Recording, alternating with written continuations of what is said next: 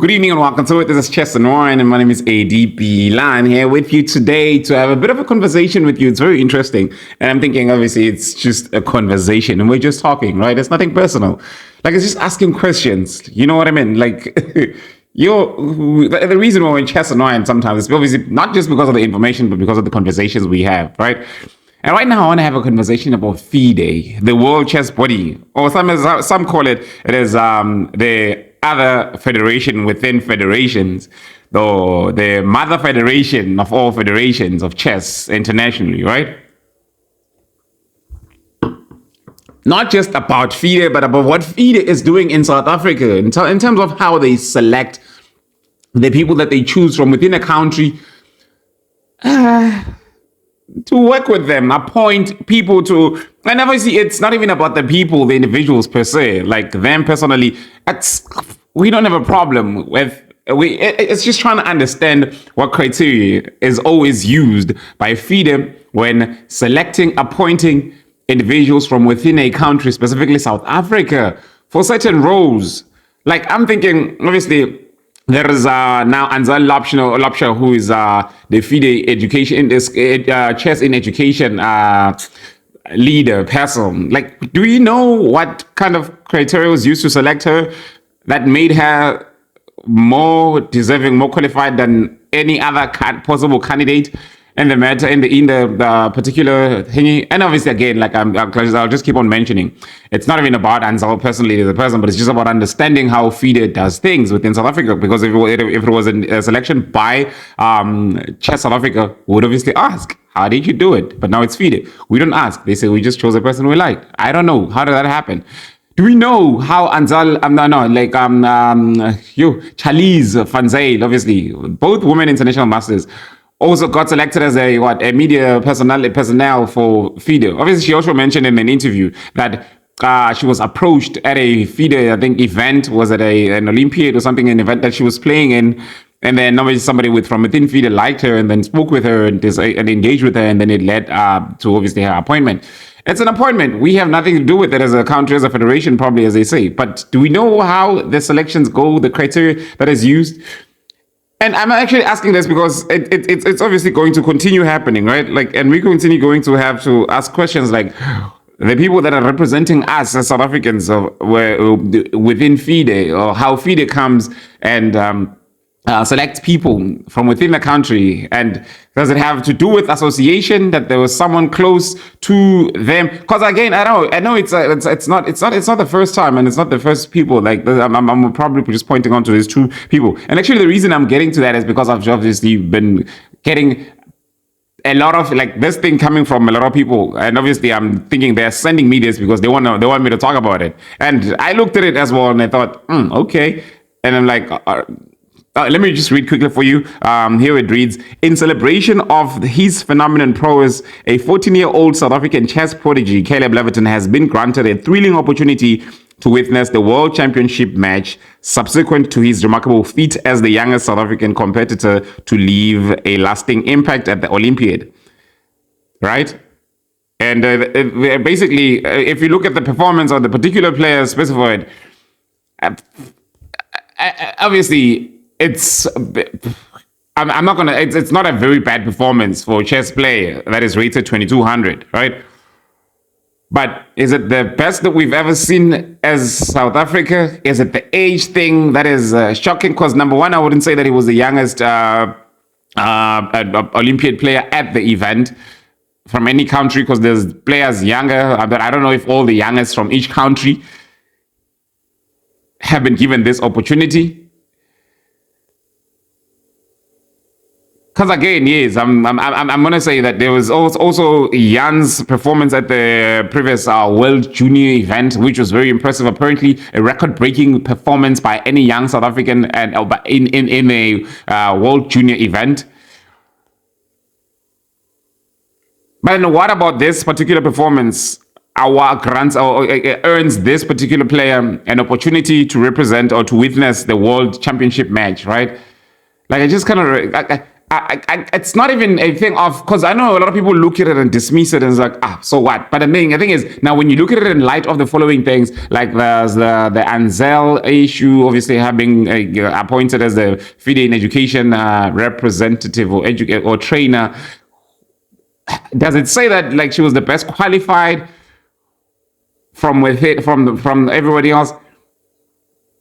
And there's obviously the Charlize as well, being the media personality. Again, is it to say that she's the best qualified? And again, with because I don't want to mention other people's name with the youngest player, and I'm saying names as in pitting certain people against others and saying, why did they choose this person instead of this person? Why not this and this instead of this one? Because now when you look at it, and the reason why I'm bringing this up so much is because in many situations, I'm aware of the fact that there's people that in industries, whether it's corporate, there's people that get promotions because of something they call familiarity, right? Like something they call when I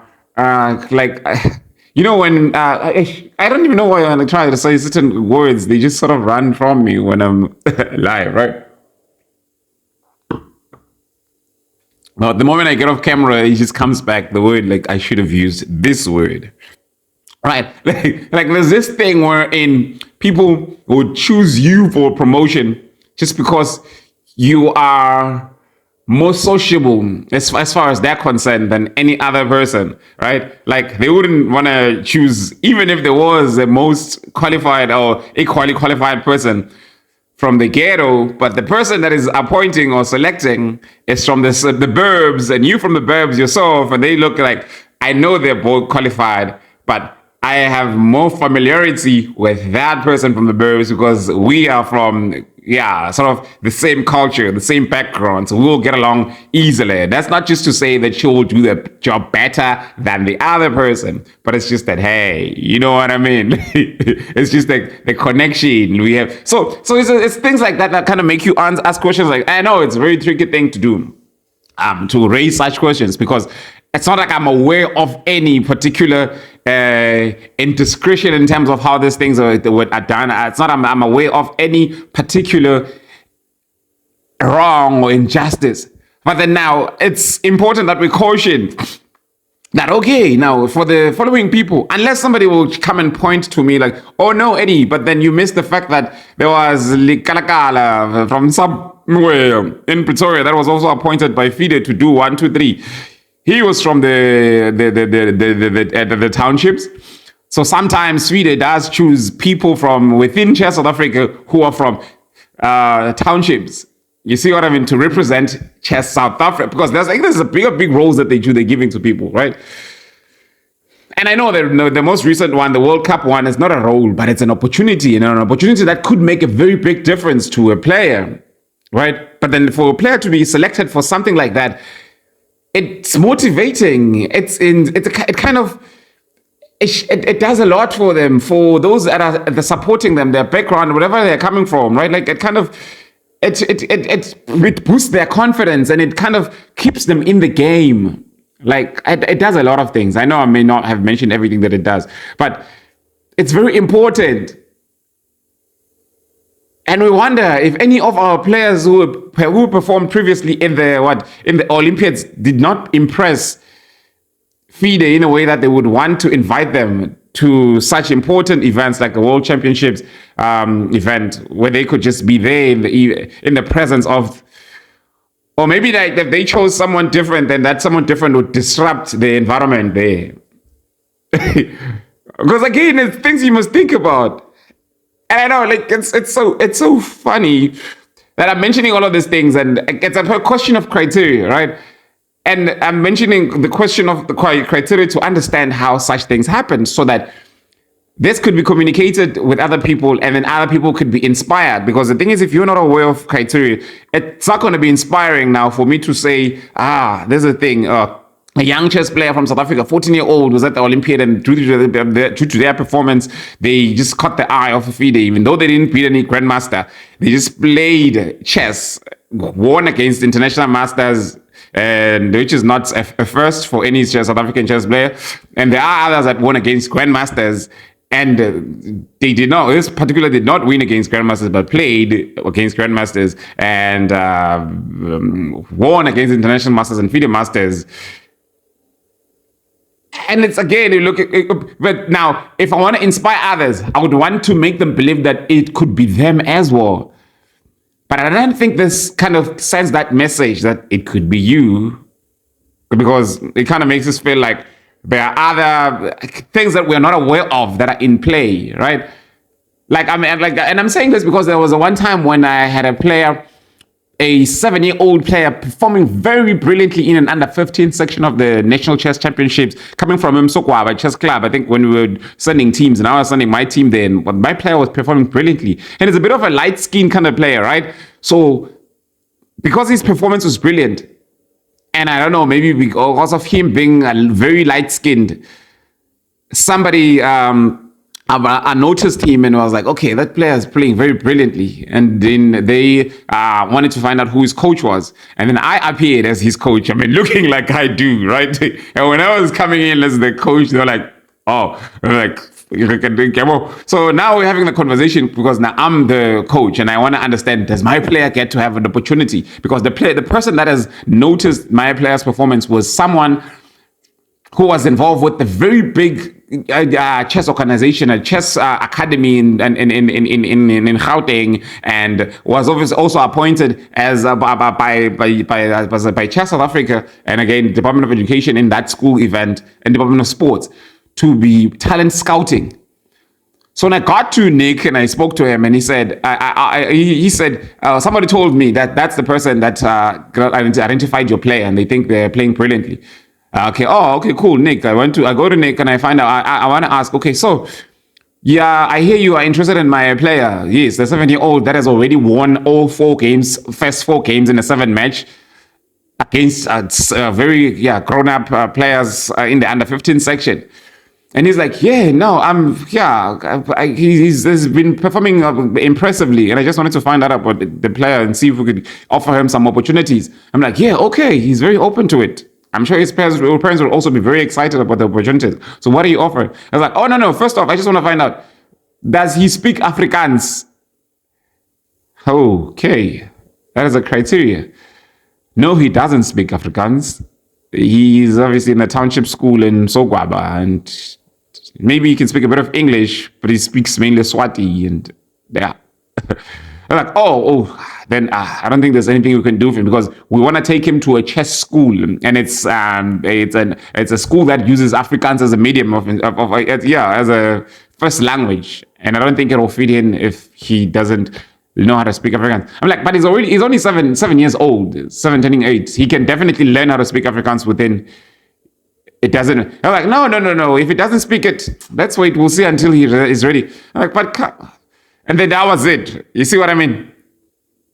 And the player was like, he lost out on an opportunity simply because he couldn't speak Afrikaans. And it's a funny thing because, again, the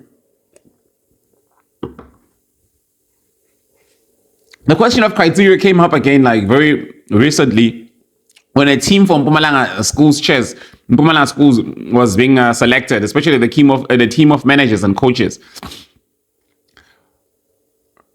So there was now managers and coaches that are being appointed by, that was being appointed by the leaders of the school structure and the federation structure, because according to the documents, it says that there must be a committee made up of the president of school structure and the president of the federation to appoint coaches and managers to represent the province, which makes sense. But it seems like that's not how it happens here within our province, or maybe in other provinces as well. Because here in Mpumalanga, what happened is that they were, they have appointed, in fact, some people to represent the team managers from Mpumalanga, the team coaches from Mpumalanga, and then they went, to Gqeberha in the Eastern Cape. So when now people come and they ask questions about that regarding how the selections were done, what criteria was used, apparently there is the president of Nkangala Chess, a region, got removed from the group because he inquired on that matter to say, how were the selections, what was the selections based on? Because him as the president was not selected. Because I would have, obviously, you would want to see, you want to, anyway, basically, you want to understand the criteria. Because if you make up a criteria in your mind, you think that a president from a regional federation would have a say in such things, right? But no, it's just the president or the secretary of Mpumalanga Chairs and the president of Mpumalanga Chairs, and I don't know who else was there in the selecting, and they selected their people that they selected. And apparently there was one arbiter that actually got snubbed of an opportunity, even though he was very active and assisted in the regional, in the running of the sub-regional events. But he got snubbed for a very, I don't know, if a very, an insane reason, a reason that I can't resist, but I can say, but apparently because he was familiar with a certain person that people don't like, and because he's sort of, I'm not even going to say mentored, but it's sort of assisted in a way through his arbiter journey by a kind of person named Eddie, and that was it. That was apparently how he lost this opportunity to be in the provincial team of managers and coaches, or even an arbiter to go to the nationals to get an opportunity. So they see the things that happen where people lose opportunities just because they are associated with certain people. And I understand now why people would say, please don't mention my name, because if people know that I'm talking to you, I might lose out on a lot of things.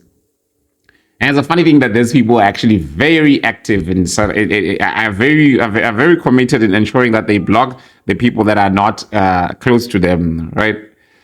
And then they go out there and they say, never mind the lack of constructive structure. And then they go out there and say, and do certain things that try to affect your personal life. You know, so I have somebody saying, please don't mention my name because I'm worried of how this might affect my career. And I don't understand it. Why it makes sense that someone's career might be affected by them being mentioned in something that they're doing outside of their work, which is public service, hobby things, sports involvement, which would be different, right? But the things that certain people do is that they use their power in certain companies, certain corporates, their influence to kind of influence what things are happening in other companies, corporates, in other spaces. Like I have people that have gone behind my back because obviously they didn't come in my front and say, Eddie, now in fact, maybe I'm going to say maybe it's those that have been threatening me. So maybe this is part of their threats, right? So they've went to a company, a private company that I've been working with, a private organization, to say, why would you want to have a person like this representing your brand? Oh, I'm thinking any brand would be happy to have a person like me representing their brand because I stand for the truth, right? Like it's not like I'm doing things that are out of line.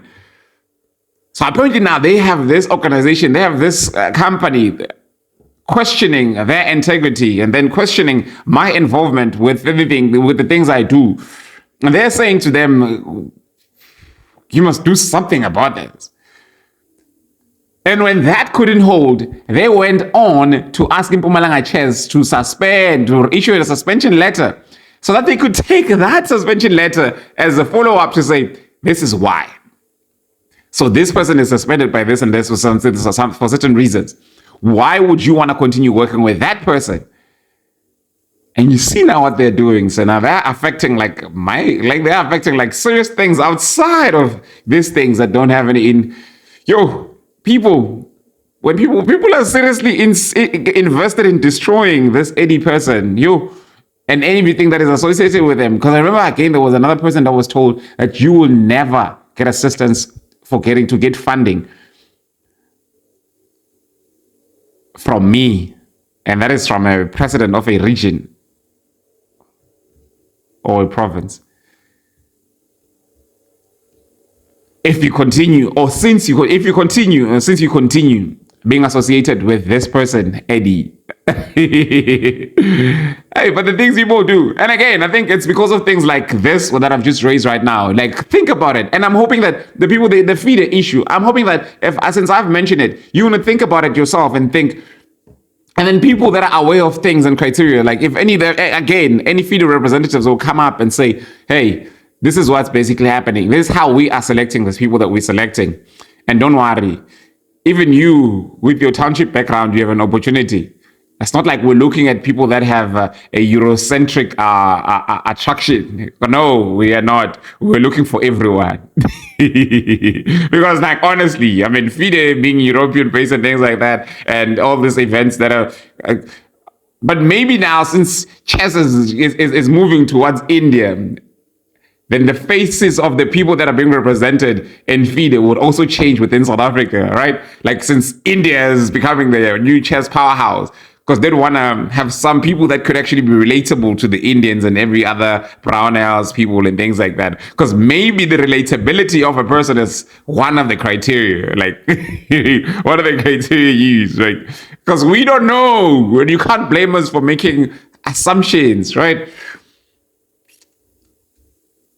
And GM Maurice as well, kind of like if he also, or maybe we could get other GMs like him at the top of chess, we could give opportunities to other people that look like him. Because now the Indians, I'm sure, like they're gonna give opportunities. They're gonna highlight. You see what I mean, though? Because now we could say maybe we wanted some people that could actually be. Make Magnus Carlsen feel more comfortable when they're sitting with him in the room. Because I know Magnus Carlsen, because if I'm sitting next to Magnus Carlsen and he does his faces sometimes, I'll be like, is he not used to being around black people? Black people and things like that. But again, you see what I mean? The things that, yeah, because you know, sometimes Magnus's faces, like, we were asking him a question and I'm like, maybe it's fine, like, because we might misconstrue it. And again, his interactions with Morris, GM Morris, could actually lead you to some crazy assumptions. Again, you want to know where he was raised, right? Anyways, but yeah, like Fide should actually give us some reasoning, some reasons. We want to know what's happening. This is chess and wine, though. Like, how does that? It's a grown-up talk. Grown-up talk. Let it go down easy, like that smooth wine.